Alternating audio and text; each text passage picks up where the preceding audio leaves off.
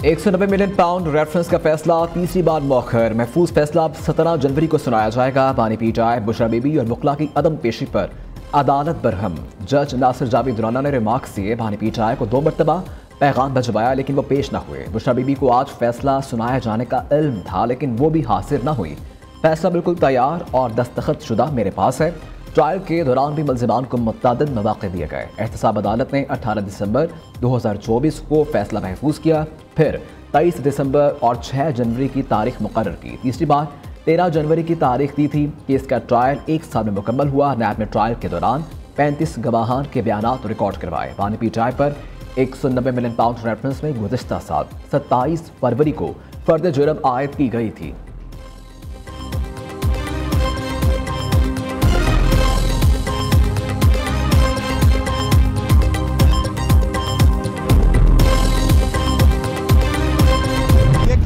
बिल्कुल बेहुदा baseless case है। अगर इंसाफ का फैसला हो तो आज खान साहब की बाइज्जत बरी होना लाजिम था। न कोई बेनिफिट लिया है, न कोई सरकार को नुकसान हुआ है। ये पॉलिटिकली मोटिवेटेड और एक अनफेयर प्रोसेस शुरू हुआ है जिसका मकसद फकत खान साहब को जेर करना था। उसकी बीवी को भी इसमें इसलिए शामिल किया गया ताकि खान साहब पे प्रेशर डाले। हमारे अडियाला जेल के एंट्री से पहले गेट पे बताया गया कि जज साहब ने उसमें 17 की तारीख डाली है। हमारे साथ नाइंसाफी होती रही है। 190 मिलियन पाउंड केस बेबुनियाद। बानी पीटाई के खिलाफ सियासी मुकदमा है। बानी ने केस में कोई फायदा नहीं लिया। जेल में दाखिल होने से पहले बताया गया फैसला मौखर हो गया है। अदालती अमले ने कहा था कि फैसला 11 बजे सुनाया जाएगा। मालूम नहीं जज साहब इतनी जल्दी कैसे चले गए। चेयरमैन पीटाई बैरिस्टर गोहर की मीडिया से गुफ्तगू। उमर अयूब कहते हैं अलकादिर ट्रस्ट का भूंजा केस हर जगह चैलेंज होगा। सुप्रीम कोर्ट ने बरतानिया की NCA को भिजवाया गया 190 मिलियन पाउंड हुकूमत के खजाने में जमा करवाया। इसमें बानी पीटाई और बुशरा बीबी ने कोई ज़ाती मफाद हासिल नहीं किया। फैसल वाबदा और ख्वाजा आसिफ ने कल ही फैसला सुना दिया था। क्या ये जज हैं? इनके पास फैसला कहाँ से आया? शिबली फराज ने कहा गया बानी पीटाई अदालत में पेश नहीं हुए। बानी तो जेल में है, इन्हें पेश करना आपका काम था।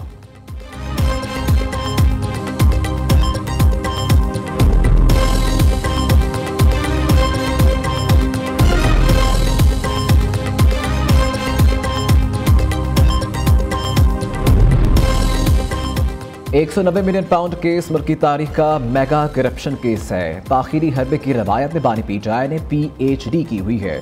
जो बेगुनाह होता है वो कभी वकील नहीं बदलता, कभी तारीख नहीं लेता। कसूरवार पार्टी को केस में कोई जल्दी नहीं होती।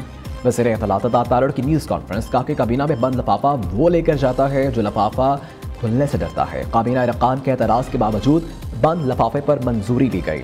जेवरात से बानी पीटाई और अहलिया की बहुत गहरी मोहब्बत है, इसलिए तोशा खाना केस बना।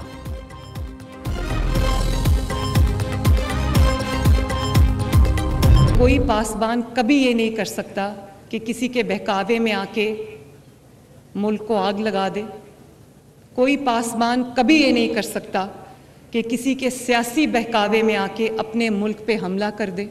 कोई पासबान ये कभी नहीं कर सकता कि एक सूबे से दूसरे सूबे पे, अपने ही मुल्क के दूसरे सूबे पे हमला कर दे। कभी किसी की बातों में आपने नहीं आना और आपकी रेड लाइन पाकिस्तान होनी चाहिए। कोई पासबान रियासती अदारों पर हमला नहीं करता। दुश्मन के हुकूमत हो तब भी मुल्क के खिलाफ नहीं सोचूंगी। तुलबा किसी की बातों में ना आए, पाकिस्तान रेड लाइन है। वज़ीर आला पंजाब का बहावलपुर की इस्लामिया यूनिवर्सिटी में तकरीब से खिताब। मरियम नवाज ने कहा कि स्कॉलरशिप्स प्रोग्राम दिल के बहुत करीब है। पंजाब में 30,000 स्कॉलरशिप्स दे रखे हैं। खुशी है 60% स्कॉलरशिप लड़कियों ने हासिल की। दूसरी जानिब वज़ीर आला ने लाहौर में मस्कन रावी हाउसिंग स्कीम का इफ्तिताह कर दिया। मरियम नवाज ने कहा कि कम आमदनी वालों को घर बनाकर दे रखे हैं। 2.5 माह की कलील मुद्दत में 100 घर बनाकर तैयार हो चुके। हर घर बेडरूम, किचन, बाथरूम और सेहत पर मुश्तमिल है। 5 साल के दौरान 5 लाख फैमिलीज को घर बनाकर देंगे। बेघर अफराद को रिहाइश के लिए 3 मरला जमीन देने के मंसूबे पर भी काम कर रहे हैं।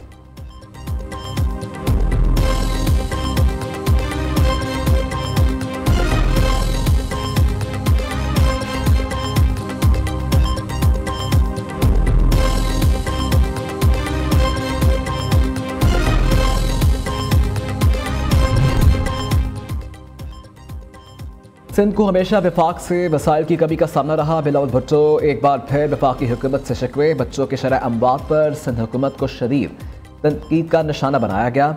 हुकूमत सिंध बच्चों की सेहत से मुतालिक इनकलाबी इक़दाम करेगी है। सूबे में बच्चों की शरह अमवात में काफ़ी कमी आई। चाइल्ड लाइफ इमरजेंसी मनसूबे को हर तहसील में पहुँचाया गया। चेयरमैन पीपल्स पार्टी ने कराची में तकरीब से खिताब करते हुए कहा कि शोबा सेहत में ये कामयाबी 18वीं तरमीम के बाद मुमकिन हुई। हमारा NICVD नेटवर्क मुल्क भर में मशहूर है। 106 तहसीलों में टेलीमेडिसिन की सहूलत फराहम कर दी।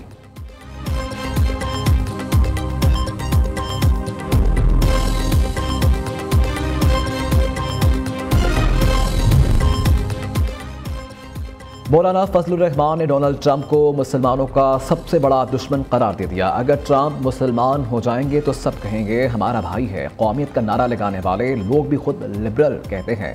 मीडिया से गुफ्तगू में कहा कि JUI को ज़ेर-ए-आताब लाया जाता है कि लोगों को लड़ाते क्यों नहीं।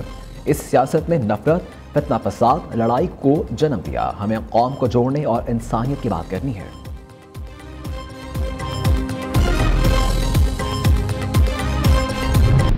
Pakistan super league season 10 platinum category में तमाम खिलाड़ियों का इंतखाब मुकम्मल। लाहौर कलंदर ने न्यूजीलैंड के डेलन मिचेल का इंतखाब किया। कराची किंग्स ने ऑस्ट्रेलवी बल्लेबाज डेविड वार्नर, एडम मिलन और अब्बास अफरीदी को पिक किया। कोयटा ग्लैडिएटर्स ने न्यूजीलैंड के मार्क चीपमैन और पेन एलन और फहीम अशरफ का इंतखाब किया। पेशावर ज़ल्मी ने प्लैटिनम कैटेगरी में टॉम कोहलर, कैटमोर का इंतखाब किया। मुल्तान सुल्तान ने कीवी प्लेयर माइकल ब्रेजिल को चुना।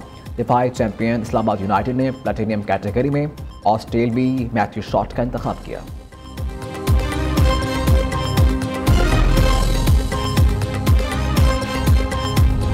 अगर कोई आर्मी ऑफिसर आइन मुअत्तल करता है तो क्या सज़ा है? सुप्रीम कोर्ट आइनी बेंच का फौजी अदालतों में सिविलियन ट्रायल के खिलाफ केस में इस्तफसार। जस्टिस जवान मंदुखिल ने रिमार्क्स दिए कि आर्मी एक्ट में मौजूद जराइम का इत्तलाक फौजी अफसरान पर होगा।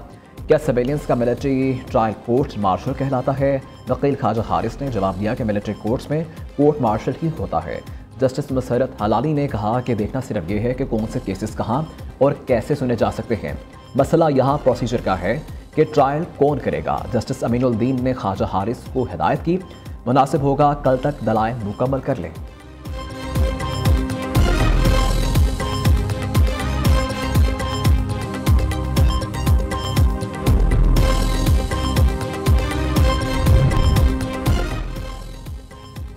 सुप्रीम कोर्ट का हर जज आज़ाद केस को अपने अंदाज से भेजता है। जजेस को काबू नहीं किया जाना चाहिए। जजेस पर तनकीद हो सकती है लेकिन तामीरी तनकीद हो। चीफ जस्टिस याह्या अफरीदी की सुप्रीम कोर्ट प्रेस एसोसिएशन के मेंबरान से मुलाकात में गुफ्तगू। कहा कि वह वक्त गुजर गया जब जजेस ने एक दूसरे के खिलाफ पोजीशन ली हुई थी। सुप्रीम कोर्ट में रिफॉर्म्स के हवाले से बहुत से इक़दाम किए जा चुके हैं। मिसिंग पर्सनस के इशू ने हिला के रख दिया। लापता अफराद के केसेस को टेकअप किया जाएगा।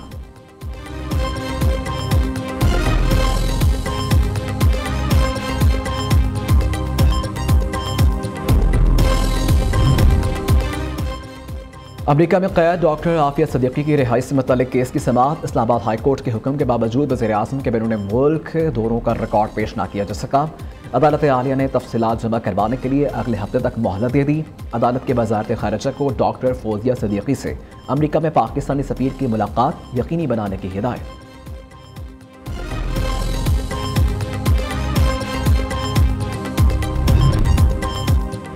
तोशाखाना 2 केस में बानी PTI और बुशरा बीबी ने बरियत मुस्तरद करने का फैसला चैलेंज कर दिया। इस्लामाबाद हाई कोर्ट में बरियत के लिए दरख्वास्त दायर कर दी, मौक़िफ़ इख्तियार किया। 14 नवंबर को तोशाखाना 2 केस में बरियत मुस्तरद करने का ट्रायल कोर्ट का फैसले के खिलाफ कानून है। अदालत से केस में बरी करने की इस्तदा। दरख्वास्त में स्पेशल जज सेंट्रल, FIA और दीगर को फरीक बनाया गया।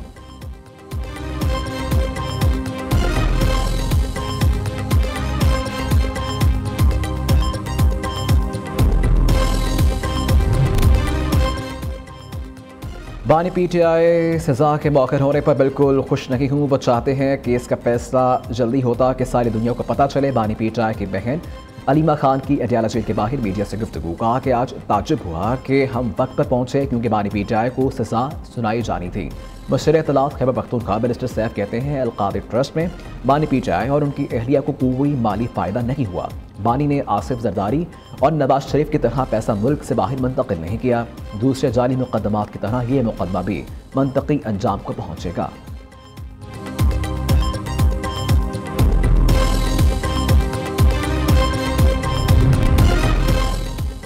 चोरों का टब्बर एहतसाब से ज्यादा देर नहीं भाग सकता। फैसले का राग अलापने वालों का पूरा टब्बर अदालत से गायब है। चोर की दाढ़ी में तिनका है, इसलिए अदालत से भाग रहा है।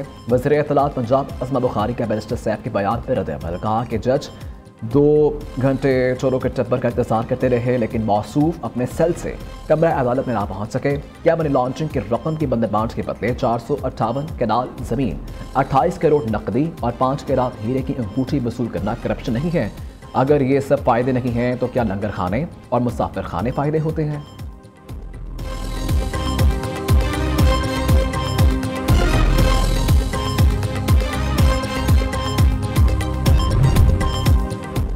शर्जील मेमन ने बानी पीटीआई पर तमाम मुकदमात को दुरुस्त करार दे दिया। बानी पीटीआई ने घड़ी लेकर बेची, फिर कहते हैं सड़क बनाई। ये सोची समझी साजिश के तहत प्रोपेगेंडा चल रहा है। कौन नहीं जानता 9 मई को जो कुछ हुआ, इसके पीछे बानी पीटीआई नहीं थे। सिंध के सीनियर वजीर की मीडिया से गुफ्तगू। कहा कि 2025 सिंध हुकूमत के लिए खुशखबरियों और तरक्की का साल है। कराची समेत सिंध भर में मेगा प्रोजेक्ट्स जारी हैं। कराची के शहरियों के लिए इसी साल डबल डेकर बसें ला रहे हैं। नौजवानों के लिए ईवी टैक्सी शुरू करेंगे।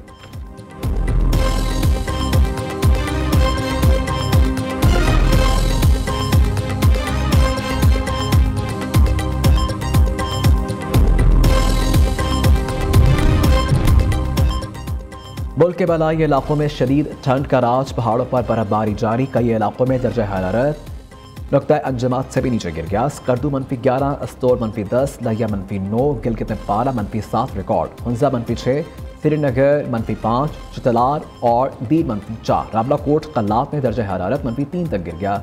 कोयटा -2, मालम जब्बा और मरी में पारा -1 डिग्री तक गिर गया। मुजफ्फराबाद में भी बल्ला की सर्दी, दर्जा हरारत 2 डिग्री रिकॉर्ड। पंजाब के मुख्तलिफ शहरों में आज भी धुंध के टेरे। मोटरवेज, कौमी शाहराहों पर ट्रैफिक सुस्त रवि का शिकार रही।